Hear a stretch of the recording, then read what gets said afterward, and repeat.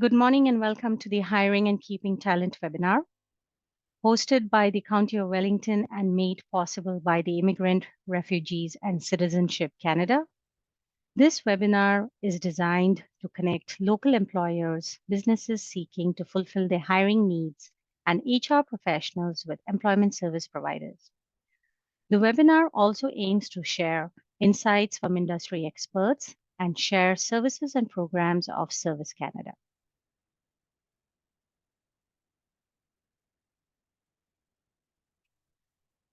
This webinar is made possible and is in collaboration with employment service providers Agilic, Second Chance Employment Counseling, and Lutherwood, as well as the Workforce Planning Board of Waterloo, Wellington, Dufferin, Guelph Wellington Local Immigration Partnership, and Service Canada. I am your webinar host, Anuradha, Economic Development Project Coordinator with the County of Wellington. I lead the Talent Attraction Program, a program within the county's Economic Development Division. This program seeks to connect local employers with job seekers by facilitating a bridge with employment service providers. Furthermore, it also works to educate local employers about diverse pathways to finding and keeping talent through information and networking sessions. The program also organizes workshops for employers on various topics, including today's session, hiring and keeping talent, and others to address current needs and demands. If you would like to know more about how the program can help you, feel free to email or give me a call. My contact information will be made available through the webinar's recording at the end of the session or the end of the week. Before we begin, a few webinar guidelines to ensure a smooth experience for everyone. The webinar is being recorded. The raise hand feature is not being monitored. Please use the Q&A feature located at the bottom of your Zoom screen for any questions that you may have. If your question is directed to a specific panelist, please mention their name. If time permits, questions will be answered towards the end of the session. However, due to limited time, we are unable to answer all questions, but we will be doing our best. The county is dedicated to ensuring inclusive access to content. Please feel free to utilize the Show Caption tab located at the bottom of your Zoom screen to select your preferred language for listening to the webinar. Thank you for your understanding and cooperation in creating a positive virtual environment for all attendees.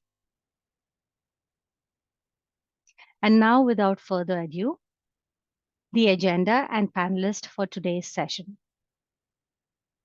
The agenda has been divided into 3 segments: how to find and connect with talent, industry experts' insights on talent attraction and retention, Service Canada programs and services. A warm welcome to our panelists. Our first segment is in partnership with employment service providers. Our panelists are Steve Muller, employer liaison from Agilic. Steve brings over 30 years of experience in various sectors, including manufacturing and office equipment. He is also known for being instrumental in the integration of a business acquisition in Western Canada.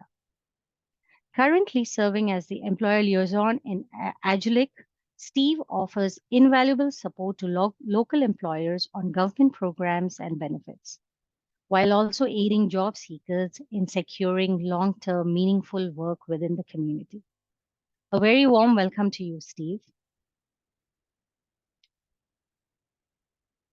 Sue Gordon, Job Developer Coordinator, Second Chance Employment Counseling. Sue brings over 25 years of experience in the field. With a passion for helping individuals find meaningful employment, Sue has developed a strong reputation for her expertise in connecting job seekers with prospective employers. Her long history in Guelph and Wellington has allowed her to forge lasting relationships within the community. fostering a network that benefits both job seekers and employers alike. Welcome to the webinar, Sue. For our third panelist, Yorlenis Proenza, Manager, Employment Services, Lutherwood. Yorlenis has over 12 years of combined experience in settlement and employment services for newcomers, focusing on career exploration, advocacy, facilitation, and program development. In her previous role as an employment advisor, she helped job seekers with career planning, job search skills, interview preparation, and self-marketing tools. She will be presenting today on the employment programs offered in Guelph, Wellington to newcomers to Canada through Newcomer Career Services. And now for a second segment, Industry Insights on Talent Attraction and Retention. We have Charlene Hofbauer, Executive Director, Workforce Planning Board, Waterloo, Wellington, Dufferin. Charlene has developed extensive relationship with partners looking for unique solutions to help employers. She enjoys sharing research and trends in easy-to-understand pieces and seeks to connect the dots for government, schools, employers, students, and job seekers alike. A very warm welcome to you, Charlene. It's an honor to have you with us today. She's presenting today on the topic, Is my pay in line with demand and competition? Our next panelist is Leen Al-Habash, Project Manager, Guelph Wellington Local Immigration Partnership. The Local Immigration Partnership is hosted by the city and funded by the federal government. It was established in 2009 and is responsible for bringing the city of Guelph, Wellington County, and community stakeholders together in support of immigrant integration. Some of the recent projects include the experiences of discrimination in Guelph and Wellington, Welcoming Week, Immigrant Survey, and Community Neighborhood Snapshots. A very warm welcome to you, Leen. We are so delighted to have you on our webinar. She will be presenting on attraction and retention of global talent. For our final segment, Service Canada Programs and Services, we have a Citizen Services Specialist representative sharing with us about the services and programs available to employers. A very warm welcome to you. Finally, I would also like to acknowledge and extend my gratitude to Gabrielle Andres from the County Economic Development team. She is working diligently behind the scenes, managing the Q&A and ensuring a seamless webinar experience for us all. Welcome, Gabby. And now, without further ado, I call upon Steve Muller to share about employment service provider Agilic and its services and programs for employers. Steve, over to you. Yeah, thank you, Anu. Yes, next slide, please. Just like to introduce Agilic. The next slide, please.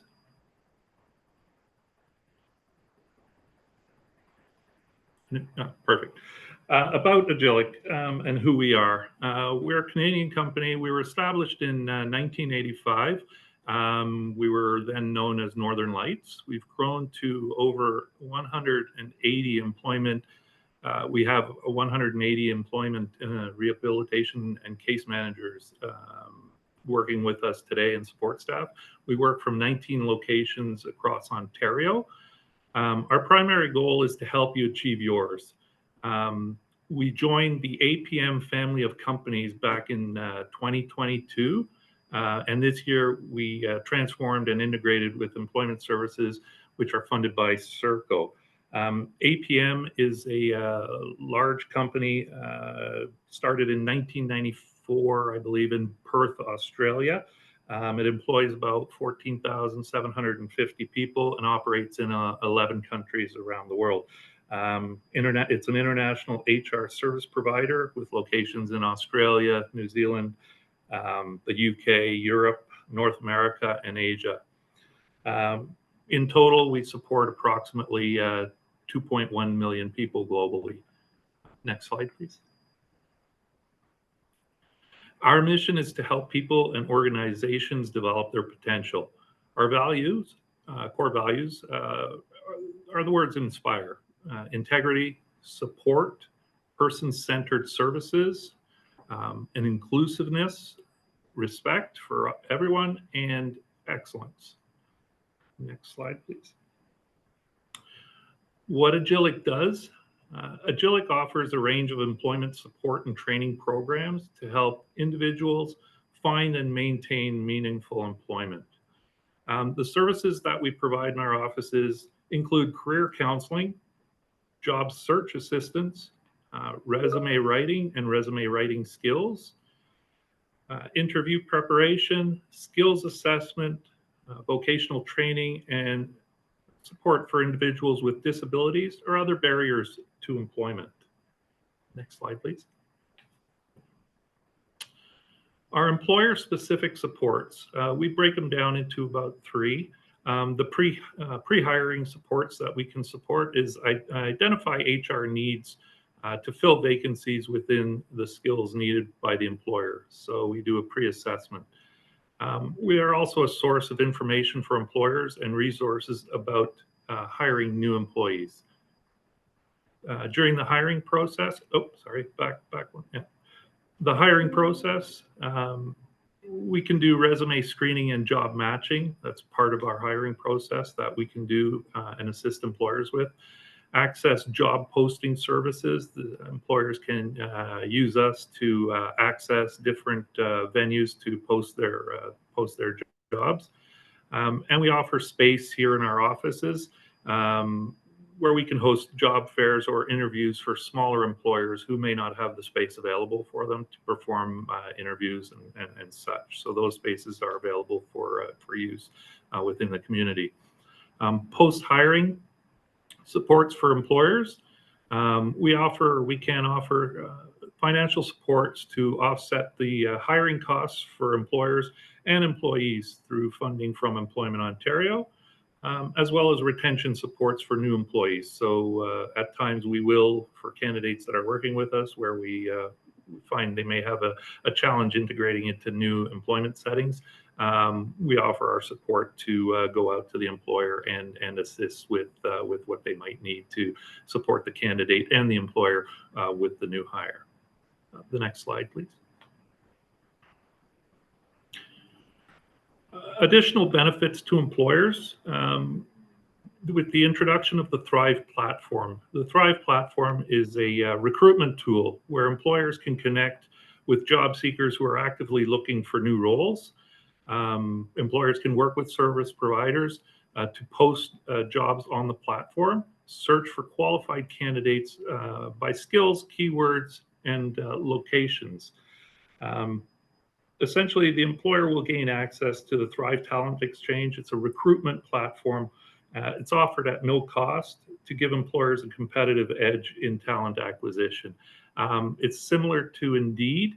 However, employers will be allowed or will have access to log into this system where they can actually search candidates working with us and other service providers who are registered within Thrive and search for them using an AI-powered skills match technology, as well as they'll be able to post jobs independently there, do candidate search. It's a very exciting tool. Next slide, please. So we're also out in the community. We meet candidates where they are with weekly outreach to Arthur, Harriston, and the Palmerston libraries, as well as other places in the community if we feel that's needed. We also come to employers to support candidates on the job, which I mentioned earlier. Next slide, please. Other services that we offer, partnership with the community providers to assist candidates in obtaining items such as food handling and smart serve, forklift licensing. All of these services here, we help the clients obtain prior to obtaining work in a particular industry, just to help them be more qualified with the employers that we're reaching out to. Agilic can also provide other customized services based on the needs. I need just the employers to contact us, and we'll see what we can do. The next slide, please. Our locations, this is the list of our locations. We're in both Mount Forest and St. Fergus here. Our hours of operations are 8:30 to 4:30. We also have offices for those in the Kitchener-Waterloo area. We do have an office in Kitchener as well. And that ends my presentation. Thank you very much. Thank you so much, Steve, for walking us through Agilec services and programs. It is good to know that Agilec does weekly outreach and meets with job seekers in Northern Wellington County, Arthur, Harriston, and Palmerstone libraries, as well as knowing about the Thrive recruitment tool is also beneficial for those seeking hiring support. Thank you so much once again, Steve. And now for our second panelist, Sue Gordon, Job Developer Coordinator from Second Chance Employment Counseling, to discuss the programs and services offered by Second Chance. Sue, over to you. Thank you. It's a pleasure to be speaking to everyone today. Yes, I'm here to talk about Second Chance Employment Counseling. Some of our services are similar to what Steve had previously talked about. We are funded. So next slide, please. So we provide services to youth, adults, students, employers in Guelph and Wellington County. We are different than job searching on your own or using a temp agency. Sometimes people just need to be guided and assisted through their job search and to just be connected with employers.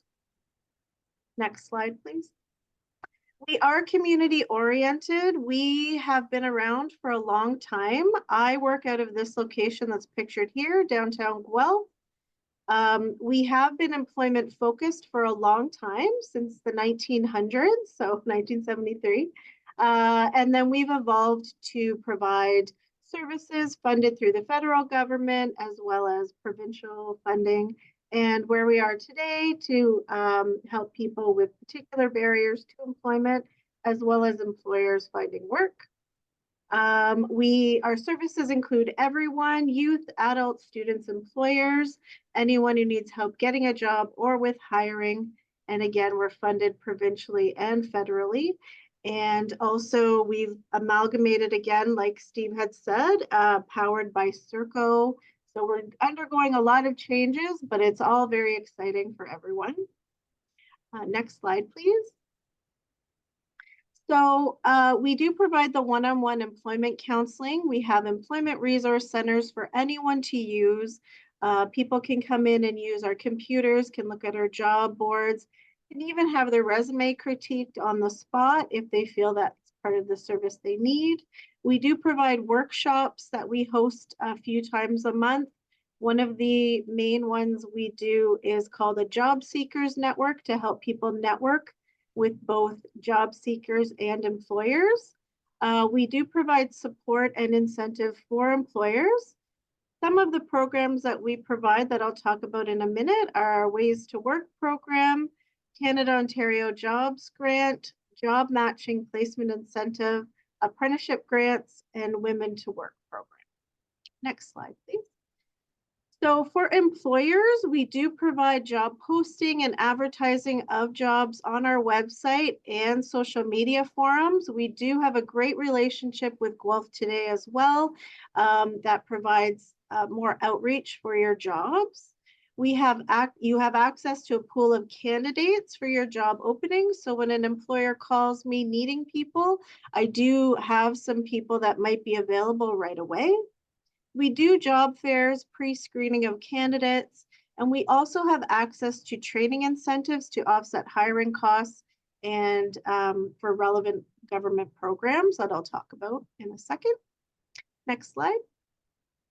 So the Canada Ontario Jobs Grant, that's a lot of info, but I will condense it. It is a grant to cover up to 2/3 of a training cost for an employer. Smaller businesses under 50 employees may be eligible for more funding. It is something that you do have to connect with us first, and then we go through the process. There is a 12-day turnaround.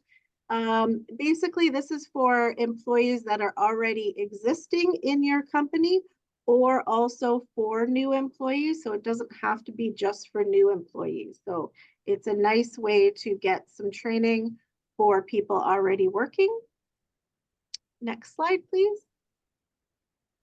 Our employment service does offer a job matching placement incentive, which is where we can assist a client to get a job with an employer, and then we can negotiate an incentive while they're onboarding and to offer some more training. This is really good for those job seekers that have some barriers to employment. They may have some disabilities that need some accommodation, or they may be a new person just starting out in the field and doesn't have a lot of experience. We can provide money to an employer to give them more time to train. Next slide, please. Our Ways to Work program is a really interesting program for youth. This is federally funded, and it's for youth that are 15 to 30 and are not in school. We provide them with workshops, certifications.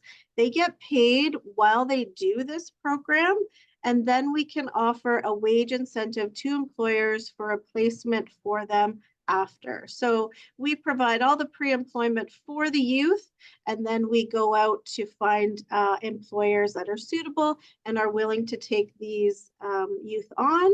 I'm happy to say that this program has been going on for 15 years at least.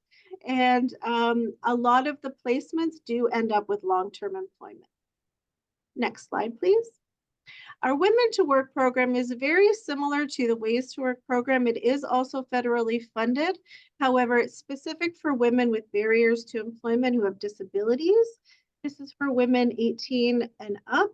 They have changed it this year. There is no cap on the age range, so it's for 18 and up, not just 18 to 30. Again, similar, there's workshops, and then we provide a wage incentive to an employer to hire one of our candidates. Next slide, please. So we are located in the community. We do have 3 locations, 2 locations in Guelph, and then 1 in Fergus. So we do provide service for Guelph, Wellington County, and we can also meet people in the county if necessary. And next slide, I think that's it. Thank you so much, Sue, for walking us through Second Chance Employment Services and Programs. It's amazing how Second Chance has evolved over the years, from helping people with addiction to offering employment assistance. I found the Ways to Work and Women to Work program particularly beneficial. Thank you so much for sharing those programs with us, Sue. Thank you so much. And now for our next panelist, Yornelis Prorenza, Manager Employment Services from Lutherwood. She will be presenting on Lutherwood's programs and services, particularly focusing on newcomers to Canada, highlighting their benefits for employers seeking workforce diversification. Yornelis, over to you. Thank you, Anu. Thank you very much for the opportunity to present today about our employment services for newcomers at Lutherwood. Lutherwood is a nonprofit organization offering mental health, housing, and employment services in Waterloo Region and Wellington County. Mental health and housing services are offered in the Waterloo Region, and employment services include Waterloo, Guelph, and Wellington County.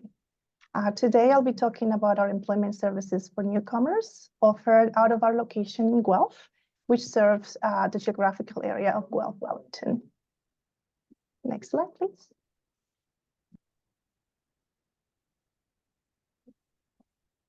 So let me start by a general overview of our employment services. We offer job search support tailored to the needs of newcomers through various program areas. Our services include pre-employment support through job search preparation, workshops, and mentorship for internationally trained professionals, employment and education navigation services, and job search support for newcomer youth, all to help people secure and maintain employment. We also offer job development and coaching by helping job seekers connect with local employers. In the next slides, I'll be talking about who are our clients and expanding a little bit more on the tailored services that are provided based on their needs in each program area. Next. So our Newcomer Career Support Program is funded by Immigration, Refugees, and Citizenship Canada. And currently, permanent residents, convention refugees, protected persons, and Ukrainians under the Emergency Travel Authorization are eligible for services. Our job search program serves internationally trained professionals. These are clients with post-secondary and postgraduate education, from bachelor to master's degrees and PhD. And some may have also completed education or micro-credentials in Canada. They come from all kinds of occupations, from engineering to accounting, IT, project management, environmental and social sciences, and have international experience across different industries: manufacturing, construction, banking, agriculture, healthcare, and social services, to name a few. It's common that people struggle to find employment comparable to their international experience and education. And some of the barriers that may influence this is the lack of understanding of the Canadian labor market and the occupation-specific requirements they face in Canada, as well as the lack of professional networks. Our job search program helps internationally trained professionals prepare to enter the labor market through a customized action plan and job search workshops that help them identify their short and long-term goals, to conduct labor market research so they can find local opportunities, and determine their job readiness based on skills and qualifications required for the job, as well as address any gaps they may have. So clients receive ongoing support once they're ready for conducting active job search, including with resumes, cover letters, interview preparation, all the way until they secure a job. We also facilitate networking opportunities and events, introducing newcomers to various industry professionals, service providers, and associations to help them build the connections they need and learn more about job opportunities and job search strategies. We also partner with employers to create practical learner experiences that help newcomers gain that Canadian work experience and understanding of the workplace culture through internship or short-term placements. And additionally, professionals can benefit from participating in mentorship. This is a program that pairs newcomer with experienced professional in their field and share knowledge to expand their professional network. And mentors can address questions from their mentees, provide advice, and any other share other industry-specific requirements and benefits. Next slide, please. Another service we provide is employment navigation. This program area helps newcomers who face barriers to employment due to having limited English language skills and limited computer skills. They receive assistance to navigate these complex systems of job search. And these clients also have international experience. They may come from occupations like machine operators, assemblers, farm workers, sanitation workers, personal support, food service, etc. And they have worked across different sectors before coming to Canada, including manufacturing, construction, healthcare, agriculture, food processing, just to mention a few. By providing communication assistance in the client's first language, we're able to help address those language barriers and help them navigate the job search.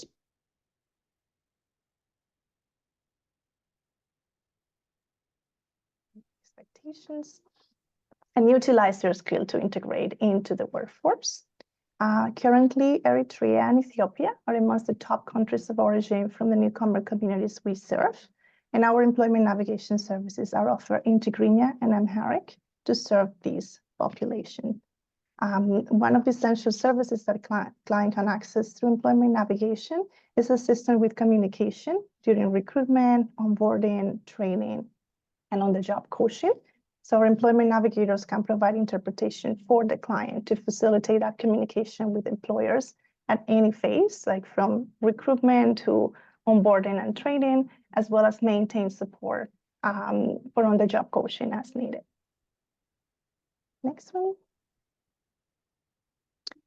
We also provide education navigation services. This is a program area that helps newcomers navigate different education pathways by providing guidance with academic exploration and planning for continuing education, whether for obtaining grade 12 equivalency or diploma, or post-secondary education, trades, or apprenticeship. We also, in every program area, provide referral to different community services, could be training programs and academic institution as well. And Lutherwood is a referral partner of World Education Services through their West Gateway program.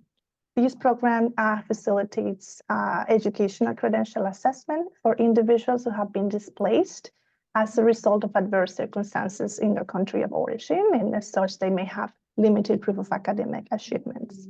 Some current eligible countries include Afghanistan, Eritrea, Iraq, Syria, Turkey, Ukraine, and Venezuela. So as a designated referral partner, Lutherwood can help clients determine their eligibility and assist with the application for credential evaluation for the purpose of employment, including some regulated occupations or for education. Next. And next, we have also services for newcomer youth, age 15 to 30. Our youth targeted programs assist clients by facilitating tailored employability workshops. Youth can access computers and develop computer skills, which allows them to become more self-sufficient with online job applications and online correspondence. Participants receive guidance on different topics, such as career exploration, language skills development for employment, networking, workplace culture, and job search strategies. This program helps newcomer youth develop essential skills whilst preparing for successful entry into the workforce. And as every other program area, they're also referred to other settlement and community partners for additional services they may need. And our employment specialists conduct outreach to local employers so that they can connect job-ready clients to job opportunities. Next. And now that you have a better understanding of who our newcomer clients are and how we can help them prepare for entering the workforce, I'll talk a little bit about some of the ways that employers can benefit from connecting with our career services. First of all, we can help you connect with international talent. As you know, newcomers bring experience from a global market, which has proven to help you innovate and tap into hidden job opportunities. So you can reach out to us to share what your hiring needs are, and we can help identify people with the skills you're looking for or prepare candidates to create a pipeline for future hiring needs. We can connect you with pre-screened candidates of diverse backgrounds and skill sets based on your needs and the job requirements. For newcomers, when communicating in English is a barrier, we can provide translation support to assist during recruitment, onboarding, and on-the-job training, including the health and safety training. You may consider which jobs do not require a high level of communication, and we have a pipeline of ready-to-work job seekers that we can connect you with. Another benefit you may consider is participating in our mentorship program. Your company can participate by joining our mentorship alliance, or individual staff may join as mentors. This is a way to develop cultural competency for staff, as well as leadership skills, while at the same time helping internationally trained professionals learn more about their occupation and industry. The commitment required from mentors is to meet with their mentees for 1 hour a week for at least 3 months at mutually agreed times. And this could include virtual meetings. And mentors report a mutual benefit in the relationship with mentees from the exchange of cultural experiences, which raises awareness about the value of international experience, credentials. They share and learn local and international business practices, as well as develop or strengthen leadership and coaching skills. And last, you could also improve retention by receiving ongoing support for new hires to adapt more quickly and effectively to the Canadian workplace. We understand how important it is to find and train and keep the right people for the job, and how that could be costly and time-consuming. So our employment specialists, advisors, and navigators can act as that cultural bridge and are available to assist with communication and workplace expectation issues that may arise. And best, all of our services are free to clients and to employers. And next slide, please. Okay, and then coming to the end of our presentation, if you're interested in learning more about how we can help you with your hiring needs and connect you with the right candidates, please connect with us. You can call our office in Guelph. The number will be shared on the screen, or visit us in person during office hours. And we also have a web request that you can send through our website under Employment Services for Employers. Thank you very much for the opportunity to present today. Thank you, Yorlanis, for walking us through the programs that Lutherwood makes available to newcomer talent in our region, and how these programs can be tapped into by the employers to find diverse talent. I've seen that research reports and studies have shown that mentoring help newcomers integrate better into the Canadian workforce. And so thank you for sharing that Lutherwood offers a mentoring program where employers from the region can sign up to mentor newcomers, either at an individual capacity or as through their employers. We've also seen that it is effective for employers in integrating global talent. Thank you so much. Newcomer talent can be found through local immigrant settlement agencies, job fairs, community networking events, and information that I thought would be helpful to our attendees. Thank you so much, Yorlanis.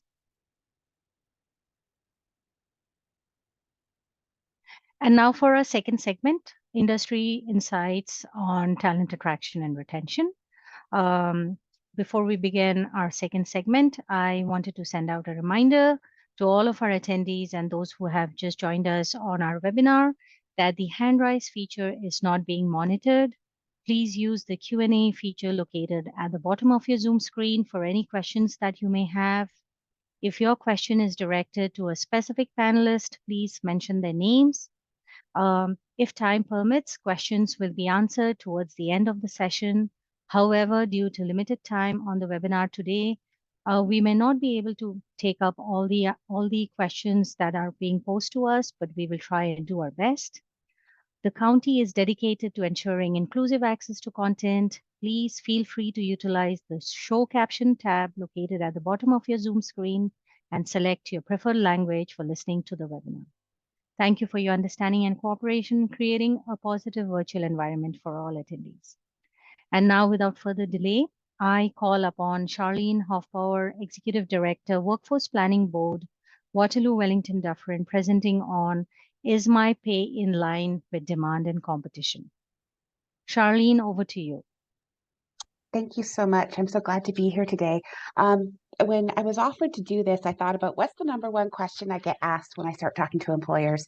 And you'll probably guess that it has something to do with pay. And then it starts other conversations around pay. And the number one is, do I put it in postings? And if you're wondering, yes, always put it in postings. Yes, your competition will see it, but so will the talent that you're looking for. And people will, after research we did this year, we've discovered that people will self-remove themselves from postings if the pay's not there. The number two question I get is, am I competitive? And that's what I'm going to cover. How do you get that information? How do you get that salary data, especially if you're small and you can't afford a $25,000 Hayes or Mercer survey? So I'm going to kind of show you how to do it. So next slide. And the thing I'd like you to consider is, what are the current offers out there? You know, what is everyone else offering? This is a marketing thing. I'll be honest. Are you marketing your roles? And what are others offering? And how are job seekers seeing that job? So that's the first thing I'm going to cover for you, is kind of what's the marketing thought of your job in reflection of pay. The second is, what's the actual wage being paid out for the occupation? This is about recruitment and retention. Does your pay continue to remain competitive? I've had lots of employers, including from Wellington, call me and go, I think we're doing a pay review. How do we get information? Here's the knocks we're interested in. Can you help us out? And so you know, I'm always happy to help you out. And then finally, my competitiveness. So where do I fit in this landscape? Figuring out how your pay can align with expectations and reality, and what else you can offer if it's not pay that's going to be your winning piece. And next one. So we're going to go and check out findyourjob.ca. This is a website we've been running since April 2020. You'll see there's a job board there, and we map the jobs. We also do reports down the right side there. You'll see a labor market insight report. We pull the jobs for a month and you can collect really great data. And you'll see there's a skills demand report. What we're going to focus on today, one more thing. Below this, there's actually something called the Employer Resource Corner. And I'd like you to check that out because you'll find resources about finding workers, workforce planning, and grants and business supports. My colleagues in the first section are all listed there. So if you, for some reason, didn't catch it, it's there as well. Lots of different places to get this info, and this is one of those centralized places. But we're going to look at the career library. So next slide, please. So the career library is laid out in two different ways, and we can pursue this two different ways. So I'm going to tell you the different ways. If you're not sure what the national occupational classification is of your job, you could go through the occupation groups, okay? So when I pulled this, you see that it tells you how many jobs of each of the occupation groups, but you can go down through it and figure out what exactly the job, the NOC is that corresponds to your job, okay? If you're not sure of what it looks like. So that's the first way you can do it, because some people haven't worked in the NOC system before, and we understand that. So we presented the data that way. We also, if you notice on the left side, there is, where I have that big green arrow, it says explore occupations. So if you know what NOC you're looking for, you can go to explore your occupations and it can get to where we want to go faster. So we're going to click that button and next page, Annie. And that will bring us to the explore occupations page. So again, if you're not sure what your NOC is and you don't know what to enter and what you're entering doesn't quite match, this is an alphabetical list of all of the NOCs. We have them at the 4-digit level from 2016. We're working at making them 2021 equivalencies, but right now the data is at the 4-digit 2016 level. And all of them are listed alphabetically. You can also do a search, and we're going to do that. And I've actually chosen one occupation for us to look at. I've chosen material handlers because it was the number 6 in-demand job in February. And as of today, it's number 3 for March. So let's pick material handlers. And if we were to type that in, you go to the next page, and it will bring up this amazing occupation. It outlines for you where people tend to work who are material handlers, what the job duties are. So taking a step back, if you're doing postings and you're wondering what to include in the posting of potential job duties, or you want to have those job duties ready for the interview, this is a great resource for that. You don't have to make it up. You could use this and then adjust it as you need to based upon your work environment. And there's also, if you notice on the left-hand side, there's a skills library. So if you're doing your postings, you're wondering what skills to put in there. We've pulled a whole bunch of skills from job postings and put them in one place for you as an employer. But we're going to focus on that salary and income details where that green arrow is. And if we click that button, Anu, move forward, it'll bring up this page. So what we have is we have indexed all of the material handler postings for the past 12 months. There were 2,609 samples, and we have extracted salary information as much as we possibly can. So in the past year, this job, the lowest observed amount we saw was 30,225, and the highest was 80,000. And I'm going to get that 80,000 level. That's somebody who's doing, dangerous goods, needs a lot more background beyond just a forklift driver, because that's the problem. This is also a huge occupation with everything from people who move people. So like when you rent a moving company, right on through to people who are doing forklift and other things like that. It could also be somebody who's kind of a team lead in this situation because there is a differentiation there as well. But I want you to look below there. You'll see below those two amounts, you'll see there's the median, which means half the jobs pay below that and half pay above, with 30,000 being the low end, 80,000 the top end. The average, which is almost in line with that median number. Maybe it's a little skewed a little high. Some of those higher numbers are skewing it. And then you've got the kind of the 25th percentile and the 75th percentile. So that's like, about, I'm going to use percentages, but that's the easiest way to understand it because I don't want to go into too much statistical. But like 25, if you want to hit the bottom 25% of the jobs, at the end of that, it's 38,000. So 25% of the jobs are sitting at about that 30 to 38,000. And then that last 25% are sitting between 44 and 80. So basically, if I'm looking at this and I'm trying to benchmark myself, if I stick between that 38 and 44, aiming for that 40, I'm probably about where my competition is based upon what they're advertising and marketing as the role. And I'll point out that below that, if you want to, there's median income by education, so different education levels, maybe paying different amounts when it comes to the median. You can see just at the bottom there that no certificate, diploma, or degree.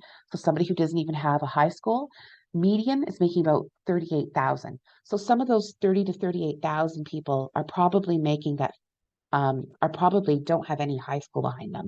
But you can look at that. You can also, if you're interested in pay equity, which is a legislation now, is it also mentions what the median income is between men and women.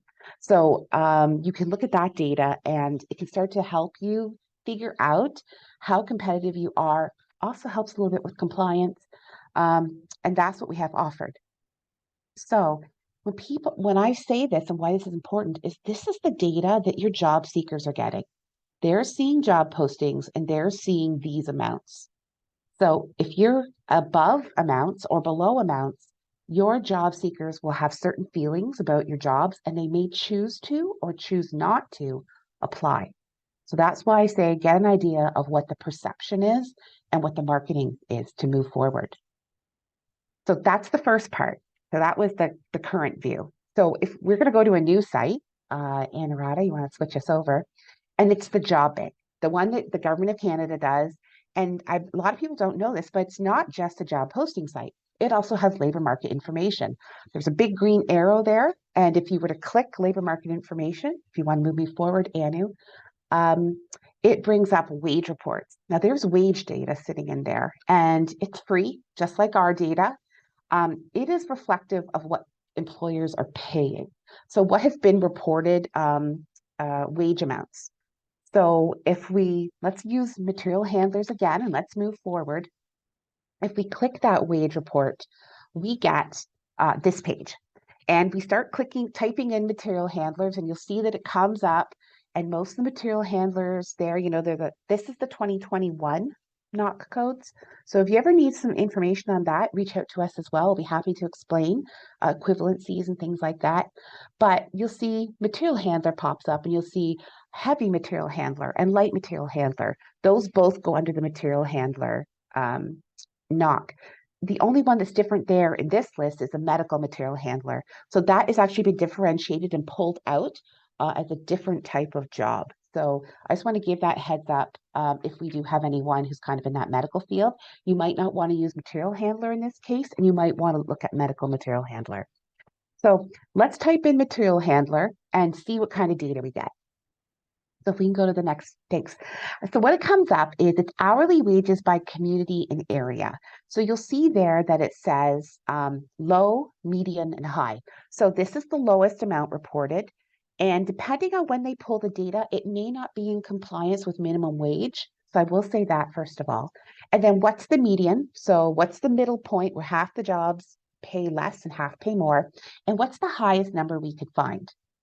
So we want to find our area. So if we scroll down, or in this case, click to the next slide, we discover that Kitchener-Waterloo-Barrie is our area. This is not the economic region, and it can be difficult because I get it, you're small, you're rural, but still, this is giving you an idea, okay? You'll see that the low is $16.55, the median is $20.13, and the high is $30. So this is per hour, whereas the other data was salary. So you have to do a little calculation here, and I'll have done those calculations in a future slide. But I also know that part of Wellington County sits next to the Stratford Bruce Peninsula area. So we could look at their numbers, which you'll see are 17, 20, and 34, maybe being factors, maybe a little bit higher than the county because of Bruce. So thinking about those sorts of things is what could be pulling wages up or down. Bruce Power would be a factor in that Stratford Peninsula region of why there may be slightly reported higher wages. So if you're in Minto or Wellington North, Bruce isn't going to affect you as much as if that number were reported in like Hanover or Listowel, where we do know people commute to. So, okay, we've got a whole bunch of data now. So let's figure out what to do with it. Next slide. So where do your wages fit? So the Find Your Job data says the median offered pay through job posting data in Waterloo, Wellington, Dufferin is $41,223, or about $19.82 per hour, based on 52 weeks at 40 hours per week. Okay. The job bank says the median pay in the economic region is 2013, or $41,870.40 for 40 hours per week and 52 weeks. So you'll look at those two numbers, you're like, they're only $600 off. So actually, employers are just about advertising their job postings at what the actual pay is. So that means that candidates who are thinking about material handlers have an expectation and employers are meeting it. That's good news for you, because I have seen differences of like $6,000, $7,000, $8,000. I saw one at 10 what's being advertised versus what the reality is. So when it comes to this job, if I were looking at material handlers, I may say, okay, 41, I'm going to give that to somebody with this much experience. So I might offer this, but let them know that they can work their way up to this. It's about communication. It's about deciding what that looks like. Also, knowing this, you can look at your numbers, figure out, 41,000, we're not paying that.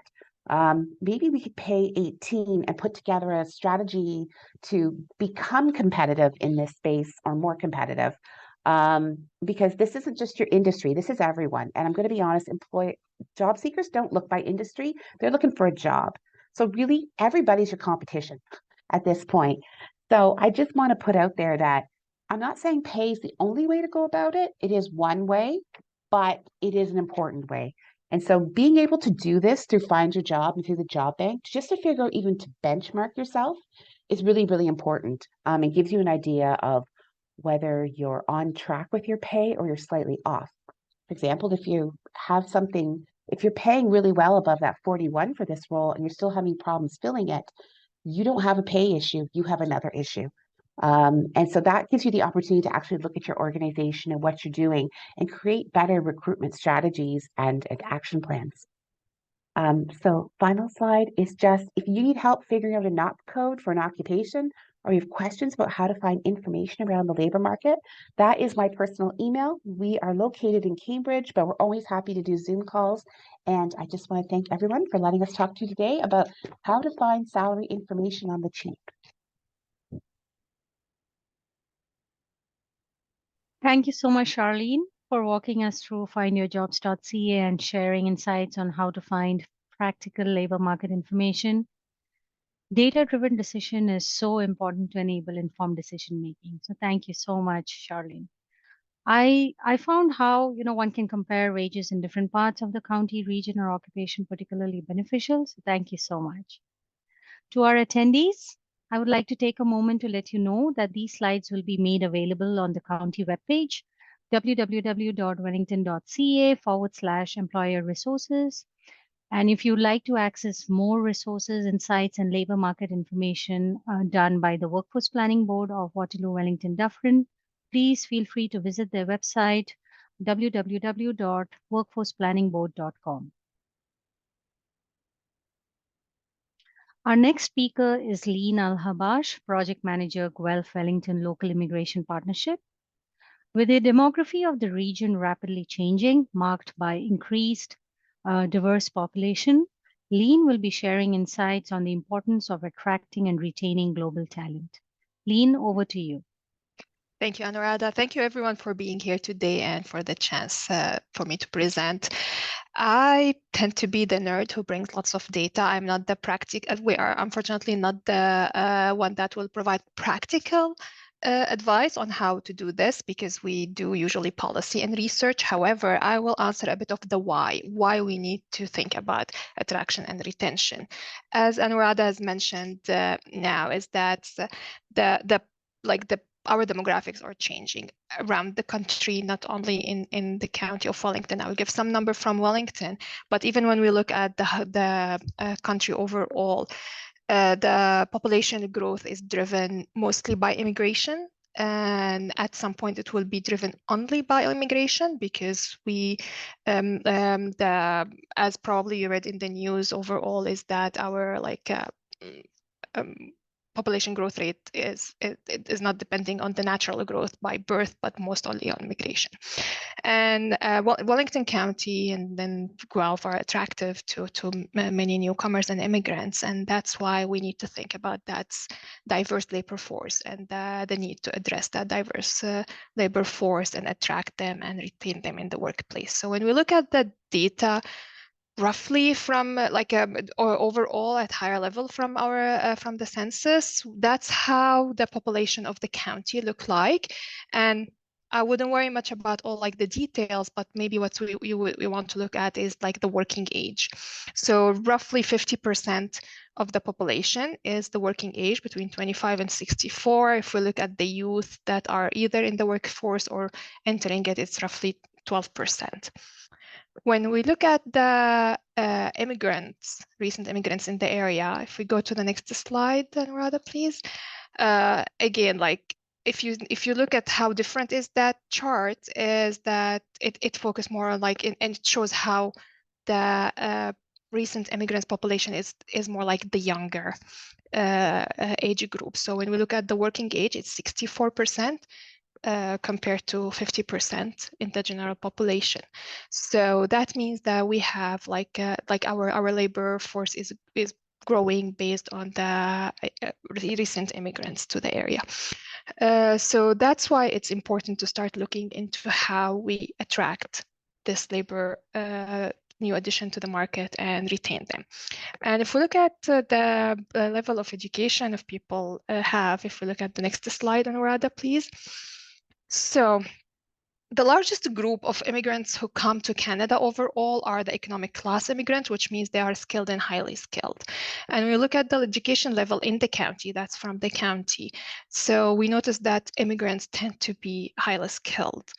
68% have post-secondary certificate, diploma, or degree in comparison to 59% of the general population. So that reflects about that they are generally skilled. And that's why they were like brought to the country, because they have to jump through so many hoops before landing here. And if we look at the next slide, it shows mostly what field of study. So if we look at the study field, we notice engineering, health, business management, physical life sciences are among the highest.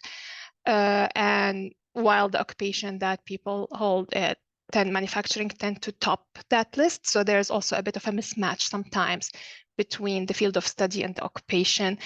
So we are not leveraging that talent that we receive in the community. And so this is generally what we have in the county. I can provide more data later if anyone is interested, and you will have my contact details. But if we look at the next slide, Anuradha, please. One of the issue that when we look at, so as I said, like we have that diverse labor force now, but when we ask people about their experiences, many people report experiences discrimination in different contexts of life. However, applying for a job or promotion tops that context. So when we ask people in the county, do you experience discrimination? That's immigrants and visible minorities. Around 7 out of 10 said yes. And when they ask about the context, if you see that 2 out of 3 experienced that while applying for a job. And if you look at the 5th number there, so like 50% of them, so 1 out of 2 still experience it at their workplace, whether from co-workers, supervisors, or clients. And when we speak about retention and traction, that play a big role there, because people rarely quit their jobs. They usually quit their employers. Like it's not like the job itself, it's the people they work with. It's the policy at the workplace. It's how welcoming is the working environment they work in. When people are happy and comfortable, they tend to stick longer. So that's why I wanted to touch it. There's a massive report about this. If anyone is interested, we can share, but for the sake of the time here, I will keep it at that. So, and if we go to the next slide, please. So that's why I'd like just to reiterate the message here. It's our local labor pool is shrinking, and I'm sure I don't need to say that. It's like preaching to the choir here. I know that everyone knows that, and that there are skills that are not available, and that's why we need to tap on that global pool of talents. And I think lucky enough for us in Guelph and Wellington is that we tend to attract people to come here. The community is welcoming in general. People like to move here. Just we need to work on that link between the employers and the labor market. And it is, and I want to say here one thing is that don't assume that just because we do not discriminate is that we have a proper inclusive processes, because it should be more intentional. It's not like just, okay, we do not discriminate against anyone. The practice says again a different thing, because yes, we do not discriminate, but people don't feel welcome enough. So that there is something to consider, and maybe we can chat more about it during the Q&A if the time allows. Next slide, please. So just again to highlight the importance of the diversity in the workplace. Workplaces that are inclusive of new perspective are more innovative and foster more effective decision making. When you tap on that diverse labor force, they bring different type of talents, different experiences, they understand different cultures, so you can tap into like wider pool of clients too, and with some innovative approach sometimes. So that's very important. And research shows, and I can share that too, is that companies with a strong commitment to diversity on average outperform their peers with higher profit margins and greater return on equity and assets. And I will leave it at that. And if anyone is interested into getting more data, more information, happy to help share. So thank you. Thank you, Lean, for sharing with our participants about immigration in Wellington County and how the demography is evolving and the skills and experiences that immigrants bring to the workforce. The experiences of discrimination research report sheds light on the work that needs to be done to ensure, equitable and inclusive workforces, and it was instrumental in our Wellington Welcomes campaign as well. So thank you for bringing forward that report. To know more about the research undertaken by Guelph Wellington Local Immigration Partnership, or if you'd like to contact Lean, please feel free to reach out to her directly or visit their website, www.guelphwellingtonlip.ca. Thank you once again, Lean. And now for our final segment of the webinar, we have a service specialist representative from Service Canada to discuss Service Canada programs and services available to employers.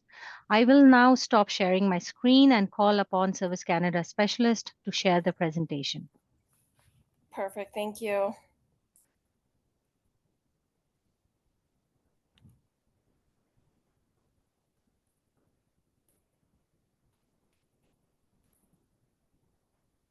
And can I just get a quick check that we're able to see my screen there? Yes, I'm able to see your screen.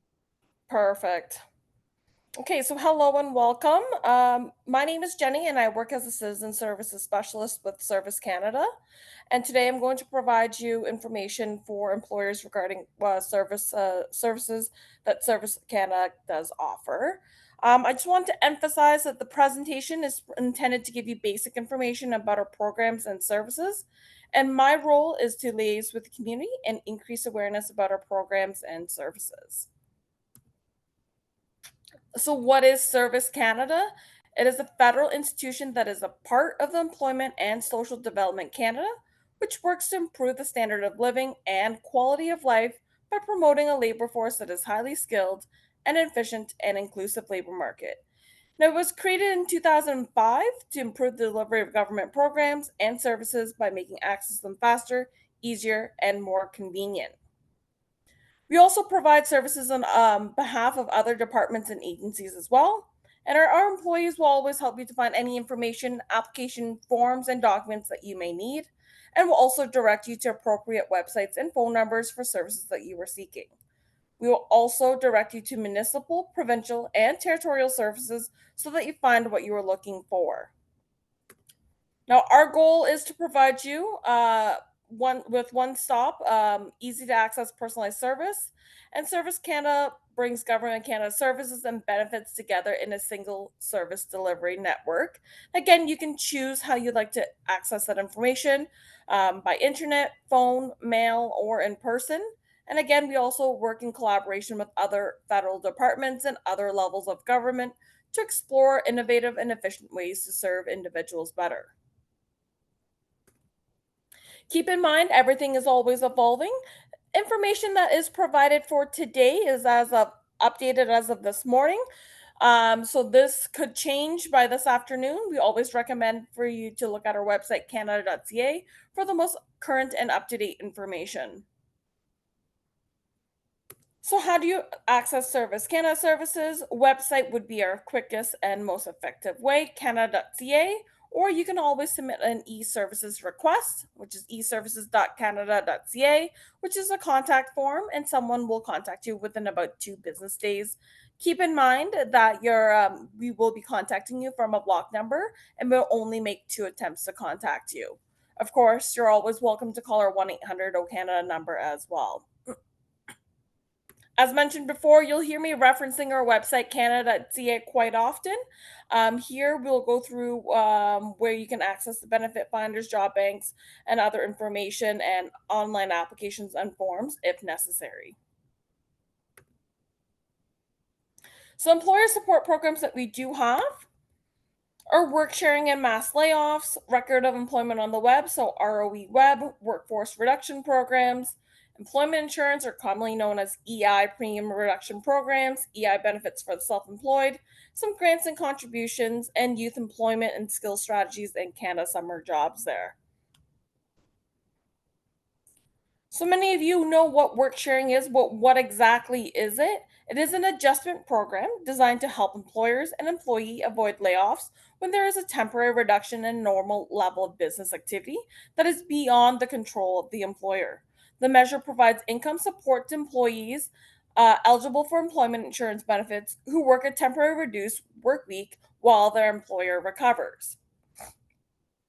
Now, work sharing is a 3-party agreement involving employers, employees, and Service Canada. Employees on a work sharing agreement must agree to the reduced schedule of work and to share the available work over a specified period of time. Now, keep in mind, employees who are eligible for EI can collect benefits to partially make up for the reduction in hours as well.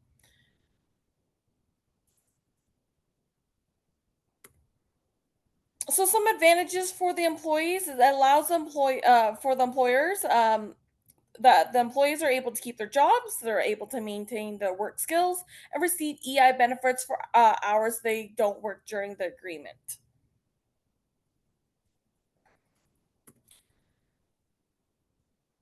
Now, to be eligible, applicable from March of 2020 until now.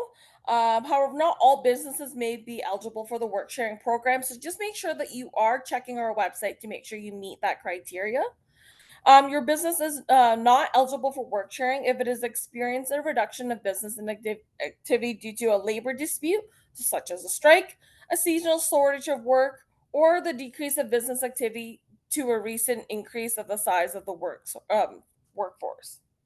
You are also not eligible if you are a shareholder who is responsible for the direction of the company, who holds 40% of more of the voting shares, and an employer who operates solely for the purpose of carrying out the administration for government programs, actively that is pure government in nature, such as municipalities and government agencies, or if you're self-employed. Now, many organizations and employers are already moving towards Record of Employment Web or ROE Webs. It should most likely be moving towards the standard. Again, I'm just reiterating this will make things a bit easier for record keeping as well as sending it to the employee or individual who do require their record of employment. It will always stick with their social insurance number. So some of the benefits, of course, it allows you to submit up to 1,200 ROEs at once. So most businesses, I believe, around the Wellington County area probably won't hit the threshold. So that is great. You can do it all in one go. No need to order or store ROE forms. You don't have to print off copies for your employees, and no postage fees to send to Service Canada. An ROE Reb instantly validates your ROE, means more accurate data, and fewer phone calls to request payroll information from Service Canada to ensure that everything is matched.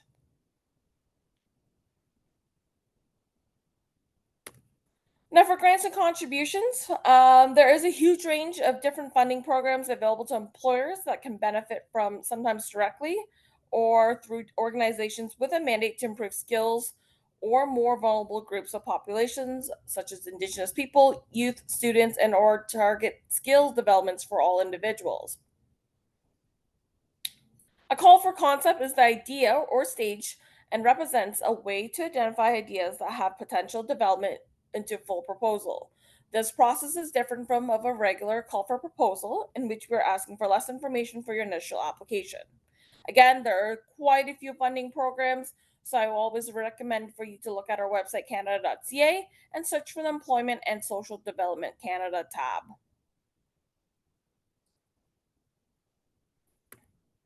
You could benefit, especially from one of the programs regarding hiring youth. So, Canada Summer Jobs provides wage subsidies to employers to create summer employment for young people from the ages of 15 to 30 years of age. Specifically, it provides funding for not for profit organizations, public sector employers, and small businesses with 50 or fewer full time employees to create quality summer work experience opportunities. Canada Summer Jobs is designed to focus on local priorities while helping youth and young people and their communities. So, other Government of Canada services are Job Bank for Employers, which was mentioned before in a previous presentation. So, we'll just go a bit quicker through that for the interest of time. The Temporary Foreign Workers Program, the Employer Contact Center, and the Benefit Finder.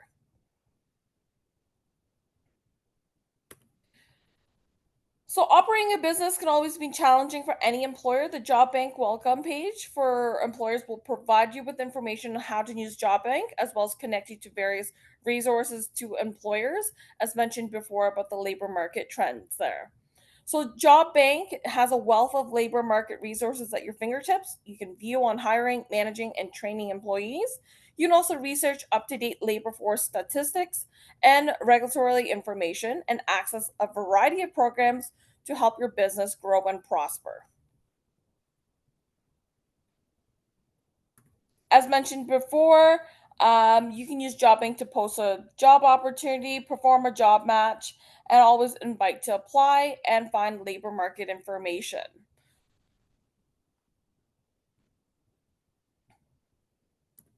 So, Temporary Foreign Workers Program, Canada recognizes the important contributions that the temporary foreign workers provide to the Canadian economy.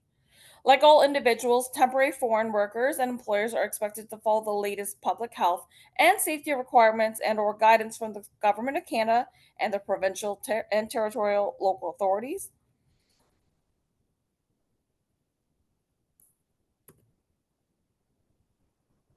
So, the Temporary Foreign Worker Program assists employers in filling their genuine skill and labor requirements on a temporary basis when qualified Canadians and permanent residents are not available. The program, which is an option for the last resort for employers, is legislated through the Immigration and Refugees Protection Act and regulations and is jointly administered by the Employment and Social Development Canada and Immigrations, Refugees, and Citizenship Canada. The ESDC and the IRCC work to ensure the employment of foreign workers, supporting economic growth, and help create more opportunities for all Canadians.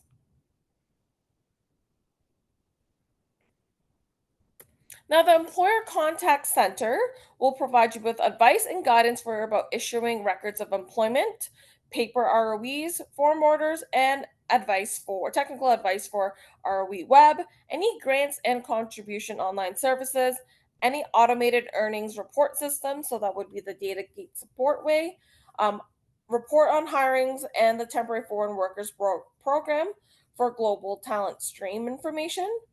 Any information on work sharing, job bank for employers. This is particular only in for British Columbia and Quebec, and the temporary foreign worker programs, excluding the seasonal agricultural workers program for jobs in Quebec.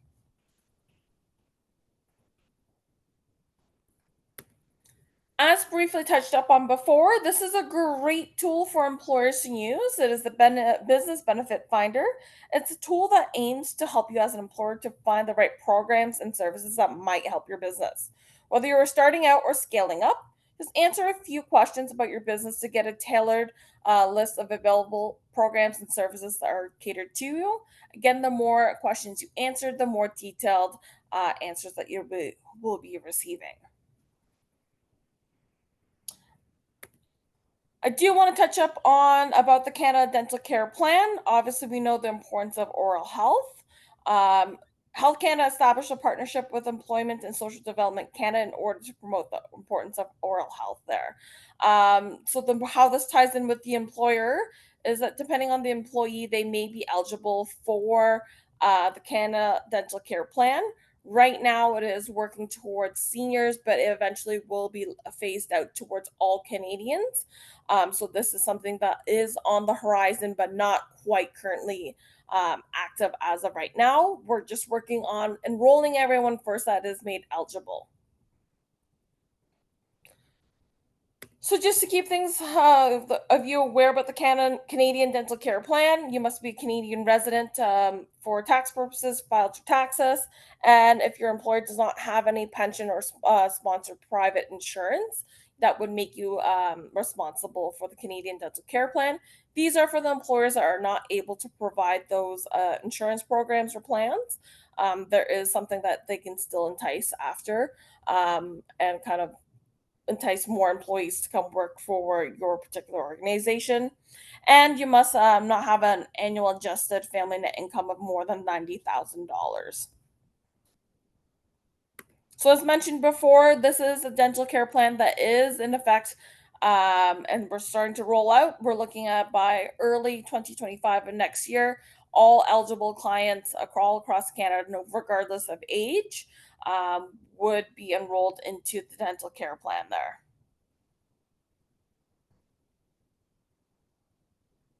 Just going to skip right over about seniors here because we are working with the working demographic. For those that are concerned of what the dental care plan and what services are covered, as listed there, the specialties: preventative, diagnostic, restorative, endodontic, prosthodontic, periodontal, and oral surgery services.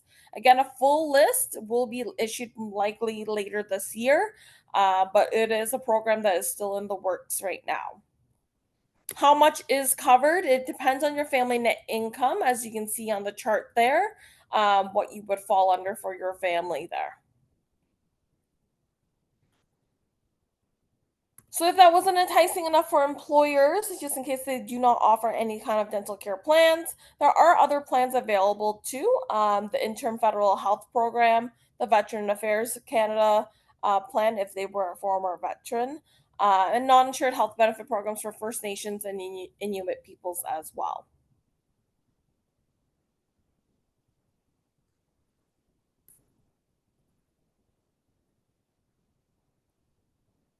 So depending on the family income net adjustment there, a tax-free payment may be made of $260, $390, and $650 are available for each child. This was launched in 2022 there and will continue to proceed forward as well. Again, same aspects as before. They must not have access to a private dental insurance plan. I did want to touch over fraud. We do know that there's being new scams and being invented daily. Many scams attempt to imitate government offices to gain access to your personal information. So just keep this in mind as employers as well. We're quite hearing this from a lot of employers and employees that are being scammed from fake employment. So just make sure that you are giving them rest of ease in mind that this is a legitimate employer basis. I do find that we are getting quite a few clients are concerned if this is legitimate information that they are seeing online. Again, just make sure you're always protecting yourself from fraud. The government of Canada, even as an employer, will never ask you to send financial information by email, will never send text messages to communicate with you, will never ask you to click a link, will never use aggressive language or tone, and never threaten to arrest or deport you as well. Service Canada will only send payments by direct deposit or by check in the mail. We will never send or request any e-transfers of any kind. Again, just make sure that you're doing your research out there. There are new things being invented daily. We almost can't keep up. There are quite a few ones I've seen that have been sent out to employers asking for a list of social insurance numbers, which we do not require. So just keep that in mind. Just make sure that whoever's contacting you is legitimate there. Again, several ways to contact us. We encourage you to use our website to obtain information about the Government of Canada programs and services, to contact Service Canada with any questions that you may have. Again, eservices.canada.ca is a great tool. If you don't want to be on the phone, but just keep in mind when we do call you, you do have to pick up your phone there. So if you have any questions, just make sure that you can use the Q&A feature, and that will conclude Service Canada's portion for today's presentation.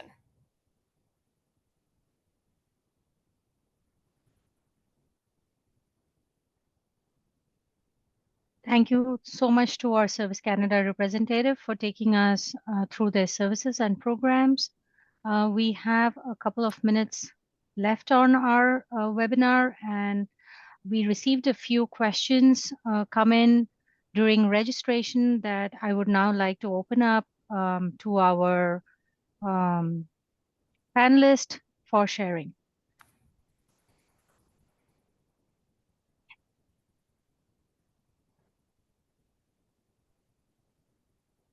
So one of the questions that came in from our registrants while registering was, what technology or system is commonly employed by HR professionals today for recruitment and selection processes? May I ask Steve to answer this question? I feel you touched upon it at your presentation. Yeah, like I mentioned in the presentation, we have introduced the Thrive platform for employers to use in assisting helping with their recruitment needs. Other places that employers have used is obviously Indeed, ZipRecruiter, which are similar type applications. I'm not overly familiar if the question is relating to actual in-office software. There are a couple that I know of, but I wouldn't necessarily want to speak to the functionality of each one. Thank you. Thank you so much, Steve. I think automating certain elements of the hiring process frees up time to focus on other aspects of the hiring process, and technology can definitely assist with saving time and streamlining administrative tasks. But thank you so much for your inputs here, Steve. Our next question, Sue, if you could please share your insights on this, talks about how can employers effectively retain employees, especially in rural areas? Thanks. Yeah. People in rural areas do have some challenges. So I think, and from what I've chatted with my colleagues, is there's a few things. So offering some transportation assistance. I know that in the county, there's no buses. There's not that much availability for public transit. So helping out maybe with an incentive of carpooling, a transportation allowance, something like that to entice and to keep people in the county. along with that could be a flexible work arrangement. So remote work options, especially if you're not front client facing, could be an option. Working from home a few times a week to allow for that commuting to not really be an issue. And we also feel that competitive compensation and benefits for those working in the rural areas compared to their urban counterparts. So I think those three things are pretty big issues for employers to keep in mind when attracting and retaining employees. Thank you so much, Sue, for your inputs on this topic. Your insights are greatly appreciated. Here, I'd also like to take a moment to let our participants and attendees know that Sue touched upon the transportation piece within our county. The county does offer a public transit, while it is not full-fledged like a larger city, but we do have a public transit system. And please feel free to check us out. That is RideWell. Our public transit is called RideWell, and you can find its information on our website. Moving on to our next question. This one comes in from one of our attendees, and it's about what strategies can employers implement to attract talent in today's competitive job market? Lean, would you be able to provide some insights on this? I can touch on that, and then I'd leave it to other panelists if they want to add on. I think I mentioned that is that we have to be intentional. It's not like we assume that by not discriminating that things will be working. It's not like built in and they will come. It doesn't work this way when it comes to diversity and inclusion, because we have to be intentional. And since we're speaking about the attraction, retention is a totally different story. I would say probably need to look at the recruitment practices, because at the moment most of the employers still have the conventional recruitment practices. We need to kind of look into how to make it more inclusive, look at our job ads, make sure that there are no requirements that would discriminate and exclude newcomers to the country. Small things like make sure that we ask for what's really required for the job, because we still think, for example, sometimes that we want excellent communication skills, which in the mind of most people translate into native speaker of English language, which often is not needed for the jobs. Or we still ask for full driver license, which most jobs don't need that. Yes, some they will need to drive the vehicles of the money, and for newcomers it takes a while to get their driving licenses. So those small things would exclude people. Don't underestimate those minor things that we will have in the job ads. The recruitment process, all the science show that if you have blind resumes, people have higher chance of being shortlisted, because even like if you use the same resume with 2 different names, one that sounds like mine, for example, and one that sounds more Canadian, that Canadian resume has higher chance than my name to get into an interview, even if we have exactly the same resume there. So just you need to make sure again, you have to be intentional. That would be my first advice there. And that's when it comes to recruitment. And I know the retention is a different story when we speak about the working environment later, but maybe we can, it's a very long conversation. Thank you, Lean, for sharing your insights. Does anyone else on the panel have additional thoughts on this topic? Or shall we wrap up the session? Charlie, would you like to add something here? Thank you so much for your insights, Lean. We are almost at the end of our webinar mark, and I wanted to take a moment on behalf of the county to extend my sincere thanks to our panelists and attendees for their inputs and for active participation in today's webinar. We hope the information shared will help you attract and keep talent. Thank you for being here, and we are excited to keep the conversation going in future events. You will receive a brief survey shortly, which will only take about a minute or 2 to complete.